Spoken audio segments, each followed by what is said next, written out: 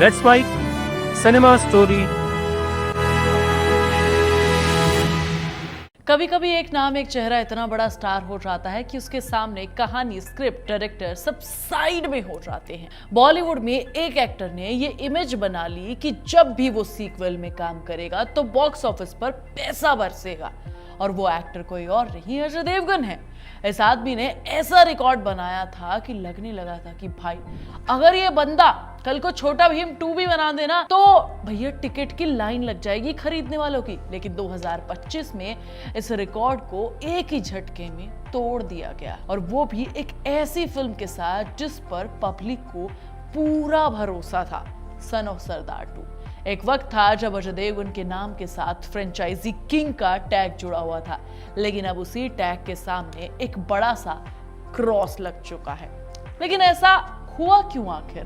अजय देवगन ने ऐसी कौन सी गलती कर दी कि उनका ये किंग वाला नाम गलत साबित हो रहा है? अजय देवगन की इस हालत को समझने के लिए जरा याद करो ये सफर कैसे शुरू हुआ था।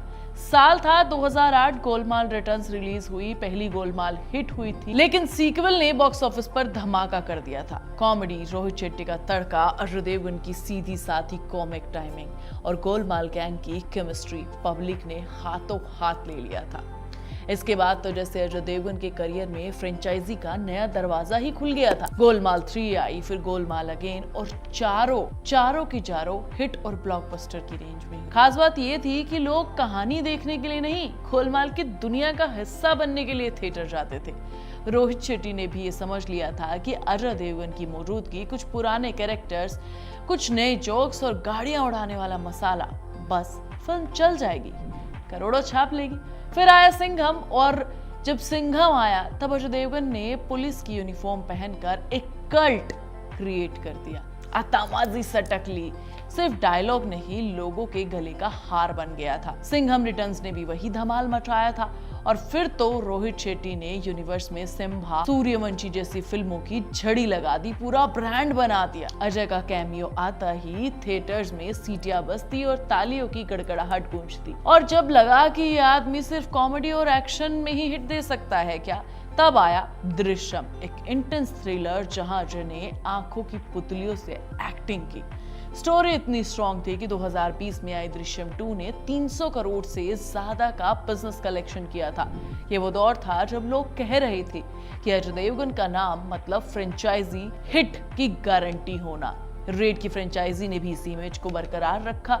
रेड और रेड 2 दोनों ही कंटेंट वाली फिल्में थी, बॉक्स ऑफिस पर अच्छा खासा कलेक्शन भी किया। हाँ, पहले वाली रेड जितना नहीं किया रेड 2 ने, बट अच्छा किया। तो समझो 15 साल से अजय देवगन ने जो भी सीक्वल किया वो चला। और अब आते हैं 2025 की उस तारीख पर, 1 अगस्त 2025, जब सन ऑफ सरदार 2 रिलीज हुई। पहले पार्ट की यादें ताजा हुई, डांस स्टेप्स ताजा हुए। 2012 में दिवाली पर इस मूवी ने 105 करोड़ रुपए कमाए थे। पब्लिक को लगा कि सीक्वल भी वैसी ही फुल ऑन देसी कॉमेडी, मस्ती और स्टार पावर का तड़का लेकर आएगी। लेकिन हुआ उसका उल्टा रे बाबा। ओपनिंग डे पर सिर्फ 7 करोड़ कमा पाई। पहले पार्ट की 10 करोड़ की ओपनिंग थी।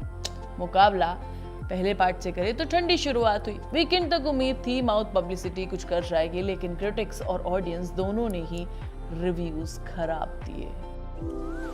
जय, मैं कहूं कि मैं तुझसे प्यार नहीं करता थे, जान से मार देना तेरे को। जो कॉमेडी 2012 में मसालेदार लग रही थी, 2025 में वो बासी लगने लगी। 6 दिन में फिल्म ने मुश्किल से 30 करोड़ का बिजनेस किया, और अब इसका लाइफ टाइम कलेक्शन 50 करोड़ से भी कम रहने की उम्मीद है। मतलब पहली फिल्म से आधे से भी कम, और यहीं पर अजय देवगन के फ्रेंचाइजी रिकॉर्ड्स में पहला दाग लग गया। तो गलती कहाँ हुई? देखो, फ्रेंचाइजी फिल्में सिर्फ नाम से नहीं चलती। गोलमाल में जोक और मस्ती थी, सिंघम में एक्शन था, स्वैग था, दृश्यम में एक स्टोरी थी, और सबसे बड़ी चीज उसमें सस्पेंस था। लेकिन सन ऑफ सरदार 2 में ऐसा कुछ भी नहीं था। वही पुराना टेम्पलेट, सरदार वर्सेस सरदार, देसी पंचेस, लाउड कॉमेडी, डायरेक्शन में कोई भी विजन नहीं, म्यूजिक में भी कोई हिट गाना नहीं, स्क्रिप्ट में तो भाई चिंगारी थी ही नहीं जो 2025 के ऑडियंस को खींच सके। और ये भी सच है कि आजकल की ऑडियंस बदल चुकी है। ओटीटी, पैन इंडिया फिल्में और साउथ के मास्टरपीस, इनके बीच में एक एवरेज कॉमेडी फिल्म को थिएटर में जगह मिलना काफी मुश्किल था। अजय देवगन ने शायद सोचा कि ब्रांड नेम काम कर जाएगा, उनकी स्टार पावर काम कर जाएगी, लेकिन सन ऑफ सरदार 2 ने साबित कर दिया कि पब्लिक अब सिर्फ नाम से नहीं टिकट खरीदती है भैया, कंटेंट में दम होना चाहिए। अब सबसे बड़ा सवाल, क्या ये सिर्फ एक संजोग है या फिर अजय देवगन ने फ्रेंचाइजी किंग का जो एरा था वो छोड़ दिया, उसका दी एंड हो चुका है? क्योंकि अब आगे उनके पास बड़े बड़े प्रोजेक्ट्स हैं, दे दे प्यार दे 2 है, धमाल 4 है, दृश्यम 3 है, गोलमाल 5 है, शैतान 2 है। अगर ये हिट नहीं होती तो सन ऑफ सरदार 2 सिर्फ एक बुरा सपना बनकर रह जाएगी। लेकिन अगर यहाँ भी स्क्रिप्ट और कंटेंट में कमी रही तो फ्रेंचाइजी किंग का टैग धीरे धीरे इतिहास बन जाएगा, है ना? अजय देवगन के फैंस को ये समझना पड़ेगा कि वो दौर चला गया है जब वो सीक्वल बिना मेहनत के चल जाते थे। आज पब्लिक इमोशन, मसाला और नई कहानी तीनों चीजों को देखती है, और सन ऑफ सरदार 2 में ये तीनों में से एक भी चीज नहीं। तो एंड में ये कहानी सिर्फ एक फिल्म के फ्लॉप होने की नहीं है, ये कहानी उस स्टार की है जिसने 15 साल तक सीक्वल की दुनिया में राज किया है, लेकिन 16वें साल में ठोकर खा गया। अब देखना यह है कि क्या अजय देवगन फिर से खड़े होकर अपना फ्रेंचाइजी साम्राज्य बचा पाएंगे या फिर 2025 उनके लिए एक टर्निंग पॉइंट बन जाएगा। क्योंकि सच्चाई यही है कि रिकॉर्ड्स कितने भी परफेक्ट क्यों ना हो, एक फ्लॉप भी उन्हें हिला सकती है, और सन ऑफ सरदार 2 ने ये काम करके दिखा दिया है, जिससे ऑब्वियसली अजय देवगन को भी बहुत बुरा लगा होगा, और एज ए फैन हमें भी बुरा लगा है कि भाई उनके तरफ से ये कैसे फिल्म हमें देखने को मिली है। मैं तुम्हें नेक्स्ट वीडियो में मिलूंगी, तब तक तुम चैनल को सब्सक्राइब कर लेना, वीडियो को लाइक और शेयर कर लेना, और प्लीज बेल आइकन दबाना बिल्कुल मत भूलना। आप सुन रहे थे let's mic more than radio. Follow कीजिए हमें हमारे सोशल मीडिया प्लेटफॉर्म्स पर। It's time for news. It's time for more than radio. Presenting the first radio news app, Let's Mic. Let's Mic, a news-based app on your phone where you get to watch and listen news, talk shows, interviews, radio show podcasts. On Let's Mic, you get all relevant information of TV, print, radio, podcast, and digital. Let's Mic talks about every segment of life.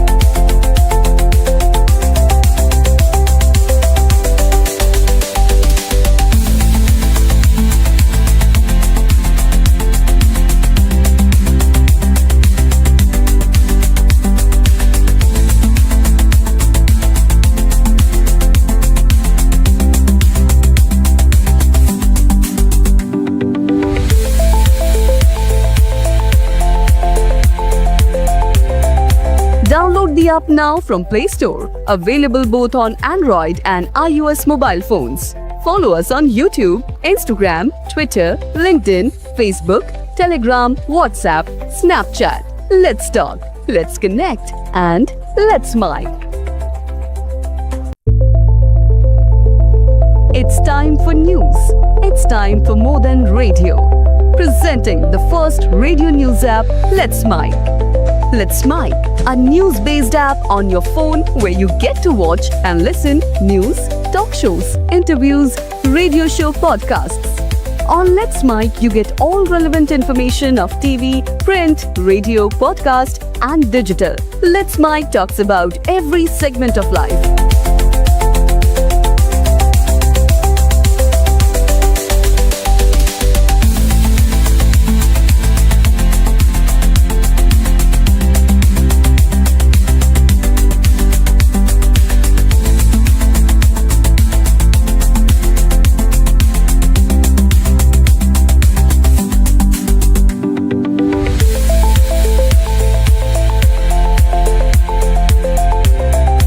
Download the app now from Play Store. Available both on Android and iOS mobile phones.